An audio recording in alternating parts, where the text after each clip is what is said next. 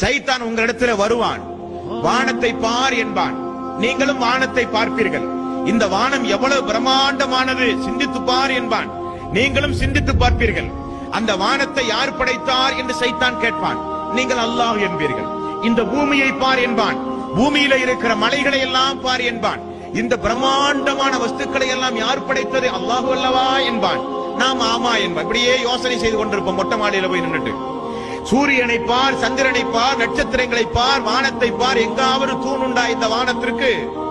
பூமி எவ்வளவு பிரம்மாண்டமானது, எவ்வளவு பெரிய உயிர் ஜீவராசி எல்லாம் அல்லாஹ் படைத்திருக்கிறான், உனக்கு தெரியாதா என்பான். நாம ஆமா ஆமா நம்போம்.